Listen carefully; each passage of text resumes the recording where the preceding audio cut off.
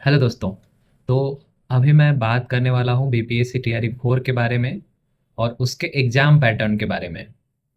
BPSC ने इस बार शिक्षकों की गुणवत्ता में बढ़ोतरी हो इसके लिए प्री और मेंस साथ में नेगेटिव मार्किंग का कॉन्सेप्ट लागू करने का फैसला किया है।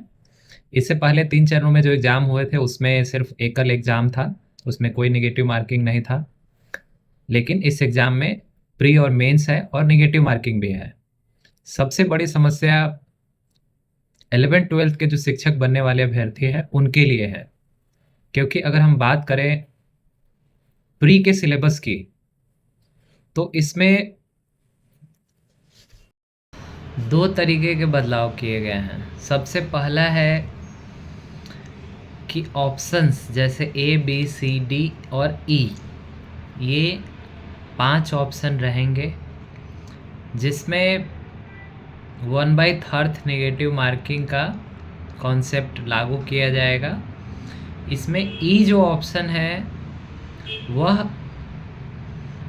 अगर आप क्वेश्चन अटेम्प्ट नहीं करना चाहते हैं या आपको नहीं आता है तो ई ऑप्शन आपको लेना अनिवार्य है।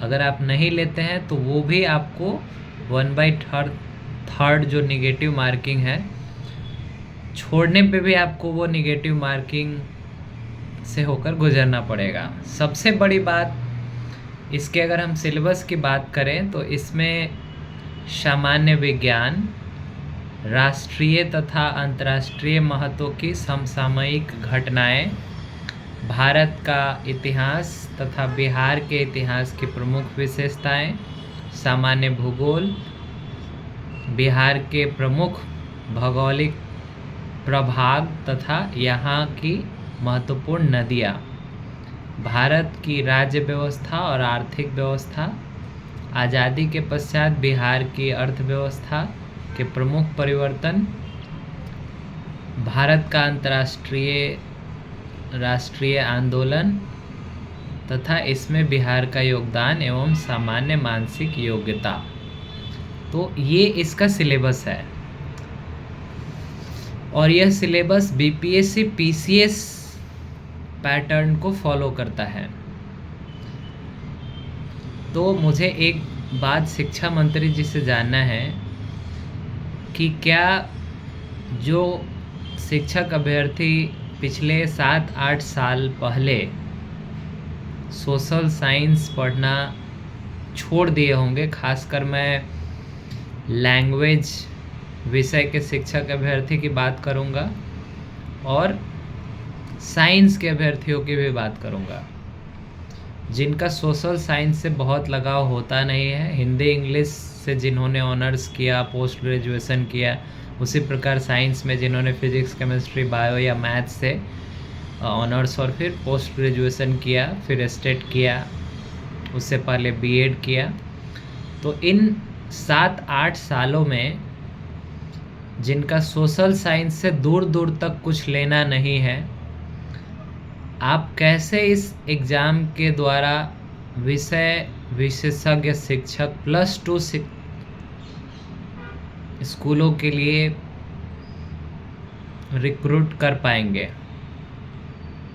क्योंकि प्री में ही अगर वो चयनित नहीं होते हैं, अगर उनका सोशल साइंस पे उस तरह से कमांड नहीं होगा, जो कि जाहिर सा बात है, जो सोशल साइंस के अभ्यर्थी हैं जिन्होंने history honours, polity honours, geography honours या इकोनॉमिक्स ऑनर्स किया होगा, पोस्ट ग्रेजुएशन भी किया होगा, उनके लिए तो मैं 1 मिनट समझ सकता हूँ कि उनके लिए थोड़ा आसान है।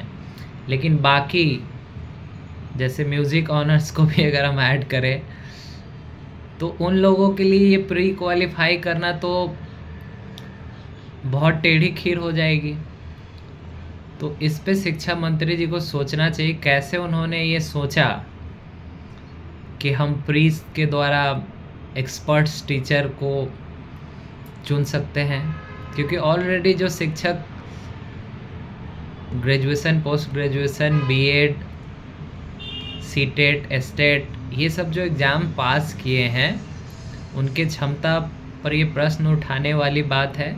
क्योंकि अगर सरकार की यही मंशा थी तो ये टीआरई 1 to 3 में भी लागू होना चाहिए था।